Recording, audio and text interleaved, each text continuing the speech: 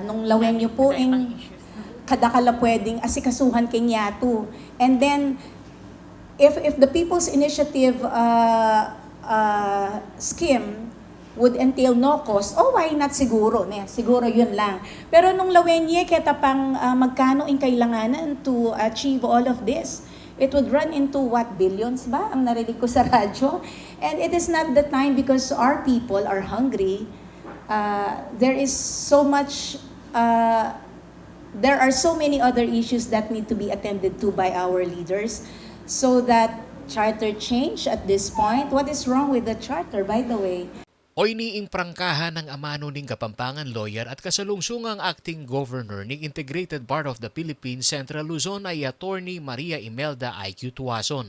Anyang kutngane ning CLTV News Team, dikil kin People's Initiative to amend the 1987 Constitution. Metong yakaring bisita ning kapisanan ng mga broadcaster ng Pilipinas Kapihan ing abogada inyang nilabas sa Biyernes, February 2. Dapat siya pa kanong palalaman ing debate king charter change at midinan lang sapat a impormasyon ding memalen nung idalan niya king People's Initiative ing pamamalit king saligang batas king opinyon ng Attorney IQ ating politika akayabe king may sabing kimutan. Tama yung politika yon more than anything. This is not the right, personally, this is my personal opinion and po statement ning kaya tamong integrated bar ini. Why would you allow foreigners to control our utilities? Tayo pa mi sa liing bansa tamo. It will lead us to further harm and poverty.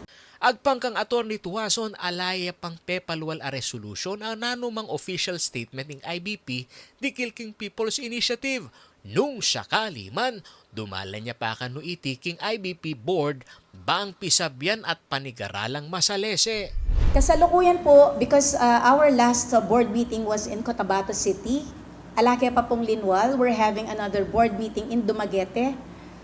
Unless po yung presidente would call for one within the week or next week to give a statement of the integrated bar on that.